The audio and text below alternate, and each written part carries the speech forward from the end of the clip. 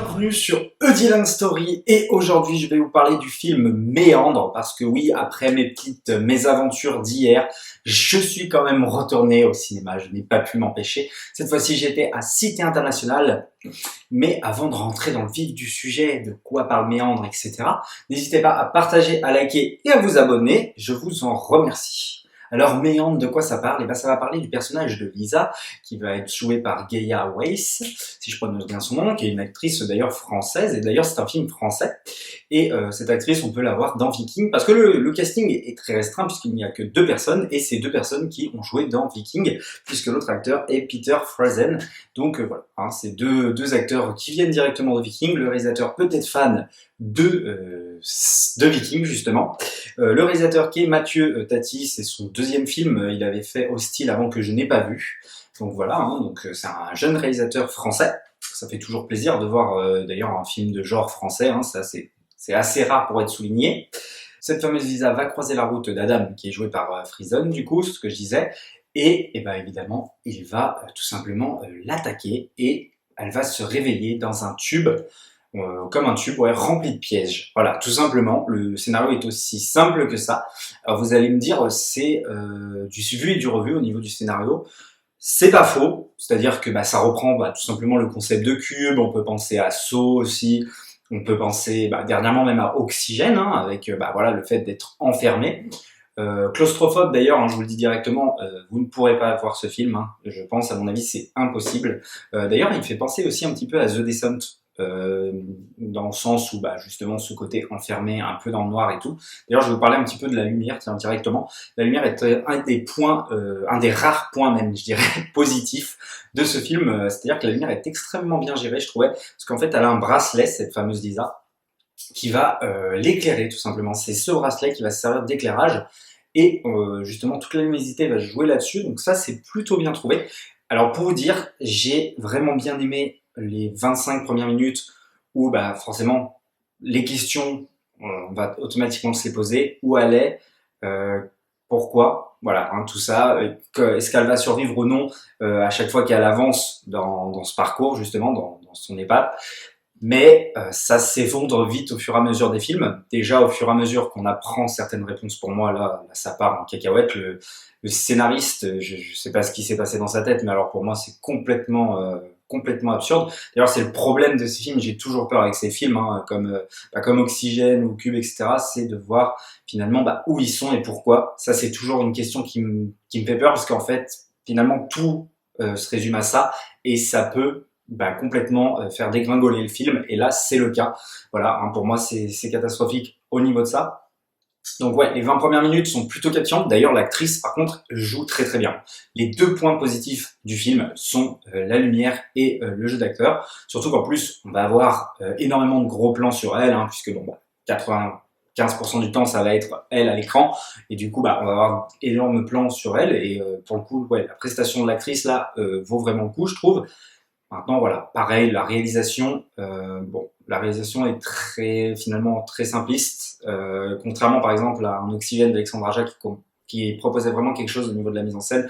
Là, pour moi, il reste très très simpliste. Il n'y a pas de plan qui, je me suis dit, peut-être le plan de la fin, mais encore, il est tellement décevant pour moi que, bon voilà, je n'ai pas grand chose à retenir du réalisateur là pour le coup. Voilà, je vais pas dire que c'est un film qui m'a déçu, puisque je n'y attendais rien, mais c'est un film qui, franchement, ça vaut pas le coup, quoi. Perso, voilà, ça part vite en cacahuète, je trouve. Ça part vite dans le what the fuck, hein, malheureusement. Voilà, ça s'égare très très rapidement. Je vais spoiler. Avant ça, je ne vous conseille pas ce film. Regardez par exemple plutôt Oxygène d'Alexandre Aja. Voilà, je lui mets 2.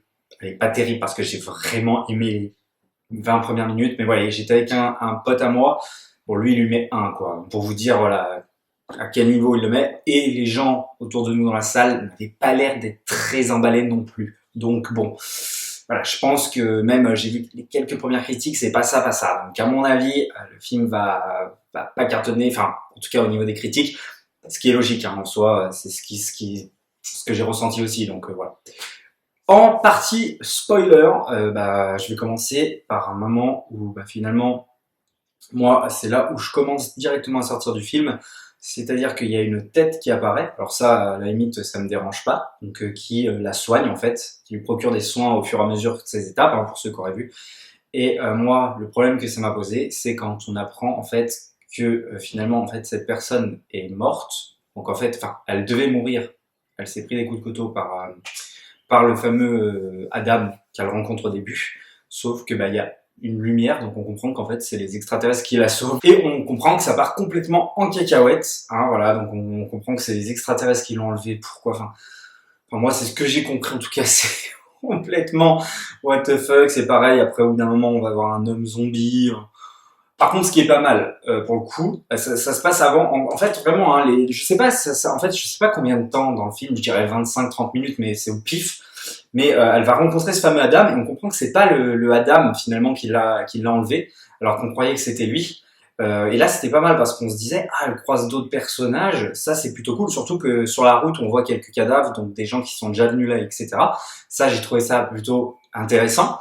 Par contre, au moment de la tête et on apprend que ouais pour moi c'est les extraterrestres qui l'enlèvent, alors là ça part complètement en couille, c'est pareil, après il y a un espèce de monstre qui ressemble je sais pas à un espèce de zombie dégueu, enfin je comprends pas trop ce que ça vient foutre là. Après c'est pareil, donc elle rentre, donc elle sort de ces espèces de cubes là bizarres, enfin ouais je sais pas comment appeler ça, et pour rentrer dans quelque chose de gluant, d'une matière extraterrestre, et d'ailleurs derrière ce truc gluant, bah, on voit enfin, des formes, en tout cas, on peut penser que c'est des extraterrestres, et elle va faire un tête-à-tête avec cette forme, et je n'ai pas du tout compris le message, là. Là, pour le coup, what the fuck, je ne comprends pas.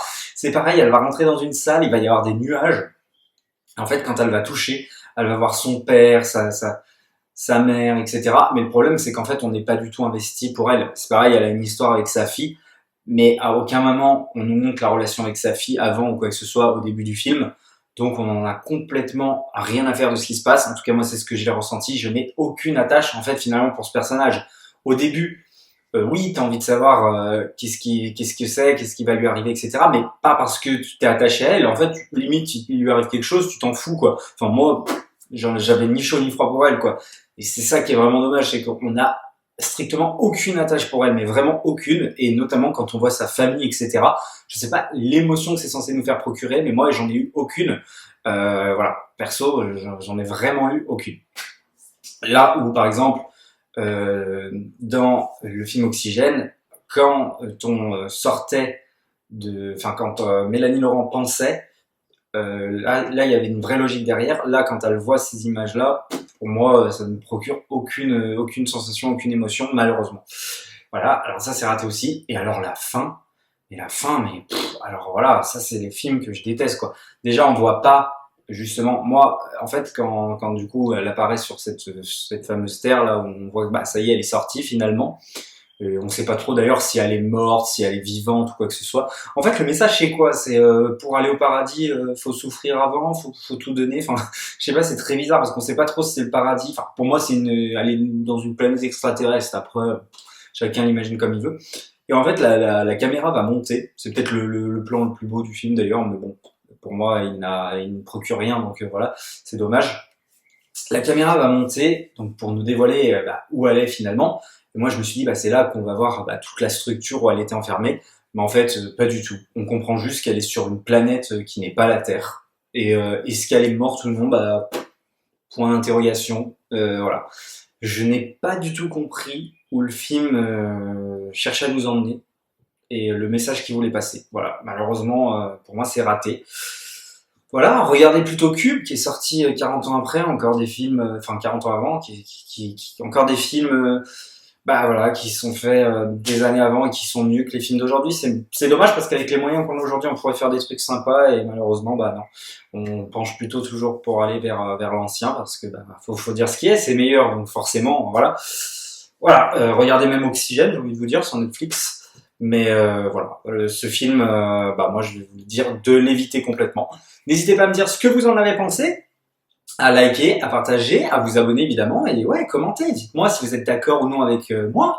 C'est pareil, je vais pas parler de la musique, mais pour moi, elle est lambda. Mais voilà, bon, voilà, n'hésitez pas à me dire ce que vous avez pensé de ce film, et nous évidemment, on se dit à la prochaine pour une prochaine histoire.